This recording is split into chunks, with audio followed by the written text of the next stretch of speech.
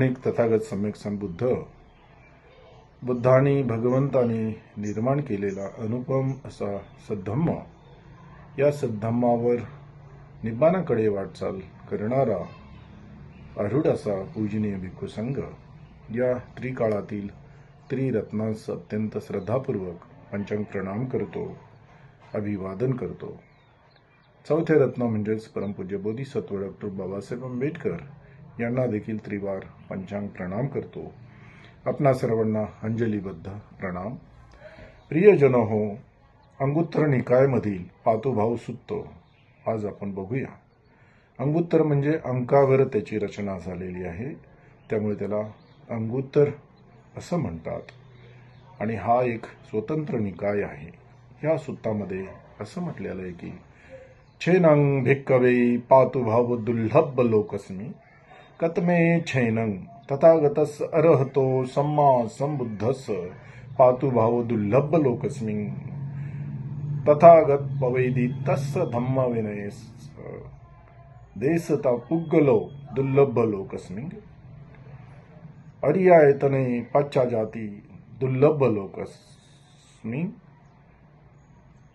इंद्रियानंग अवकेललता दुर्लभा लोकस्मिं अजळता अमूळ गता मुगता दुर्लभा लोकस्मिं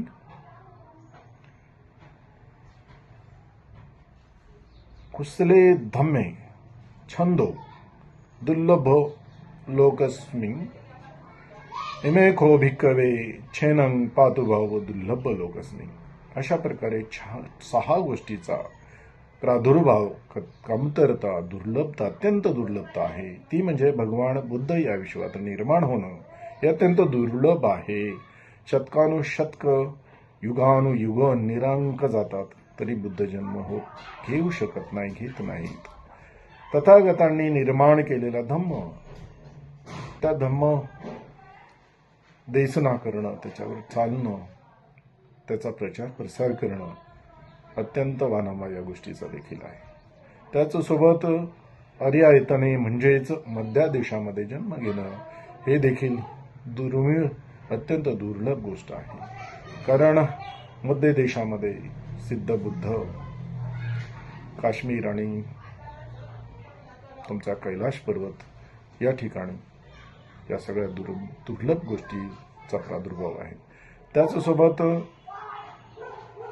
अजडता म्हणजेच अमती आणि अमूर्खपणा हा देखील अत्यंत दुर्लभ आहे। आणि शेवटची गोष्ट चांगल्या गोष्टीचा, शील समाधी आणि प्रज्ञेचा हा देखील प्रादुर्भाव आहे।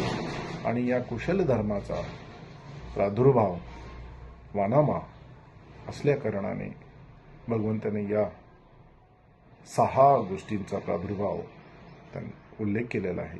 इथेच आपण थांबूया। सगळ्याचं मंगल हो, कल्याण हो। साधू साधू साधू।